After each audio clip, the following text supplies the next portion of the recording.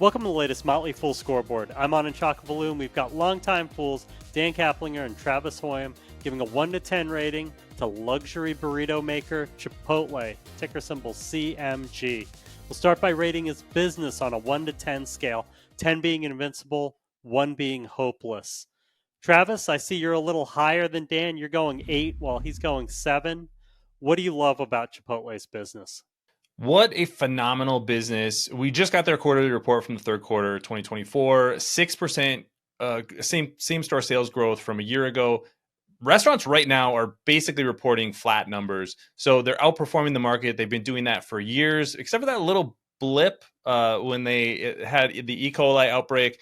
But if you look at their numbers going back a decade, that's just kind of like a one-time thing. And since 2016,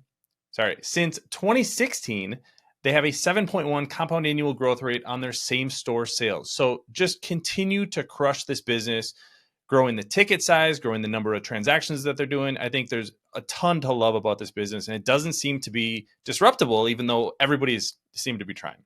It's such a simple business model. It boggles my mind how they managed to stay relevant, even if so many other chains have basically tried to copy exactly what it does. But somehow Chipotle stays on top of the trends, whether it's taste, whether it's their digital ordering stuff, whether it's just being generally aware of what's going on. They've maintained their supremacy, and it's really impressive. They still have breakfast to go. Good night to my waistline once that happens with those beautiful eggs. Let's move on to management. 1 to 10 scale. 10 is Warren Buffett. 1 is Homer Simpson. Dan, I see you're a little lower than Travis. You've got a 6. Travis has a 7. We've had a lot of movement right now in the biggest position.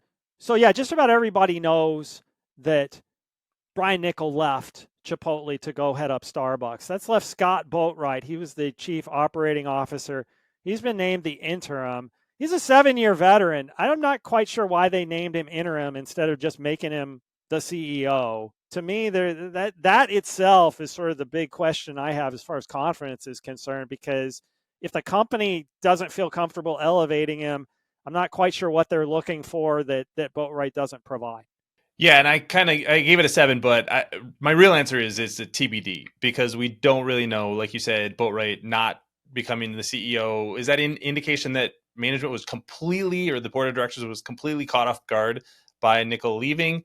I think you should at least have a plan. Their CFO was going to retire in 2025. Part of the announcement with Niccol leaving was said, hey, he's also going to stay for the foreseeable future. So a lot of things to be shaken out here.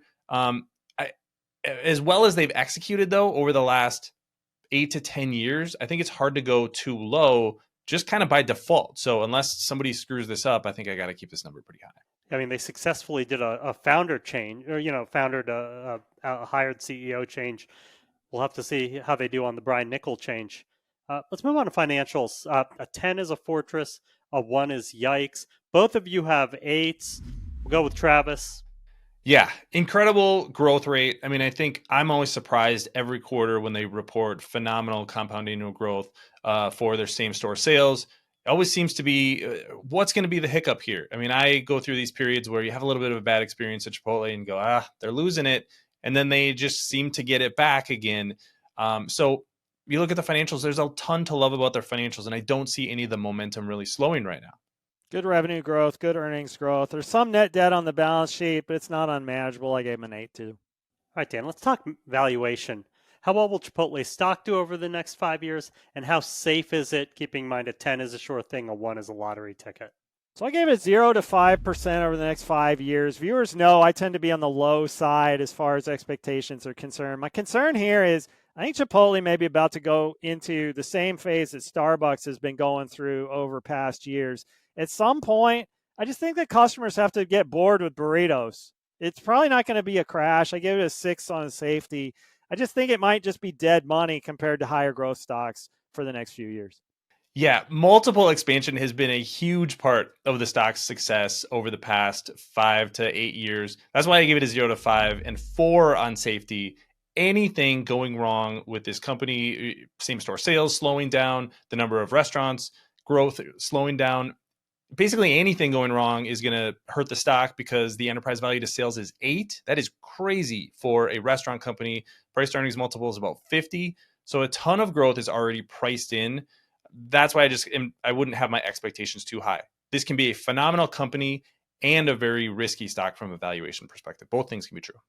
But wait till Starbucks buys Chipotle. You heard it here first. Top it. I'm just kidding. Maybe. Dan, is there a company in Chipotle space you like more?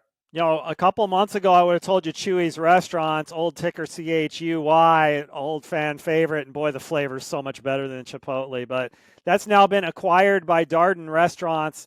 Now, I just think the restaurant space is just too hard. Labor inflation through the roof, all kinds of business challenges. I find it hard to see outperformance going forward. I'm going to take the opposite side and say that all of those challenges are 100% true, but that's giving some opportunities for companies that have a lot of growth ahead and are trading for more reasonable multiples than you get at Chipotle. That's why Portillo's is the one that I think I've talked about it on these shows before, but it looks a lot like Chipotle in maybe the mid 2000s. Maybe not the same growth potential with thousands and thousands of restaurants, but you have a cult following, extremely high revenue per store, very profitable. I just think there's a lot to like about the company and a much better price than you get from Chipotle and potentially even higher growth.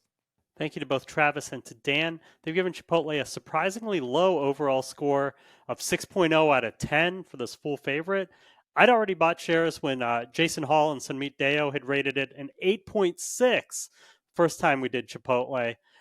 Let's chalk this up to Jason and Sunmeet being kinder graders than Travis and Dan. I think you'll see this in future episodes as well. They're a little Debbie Downer on their scoring, so maybe you could bump up a point and a half to what others might do.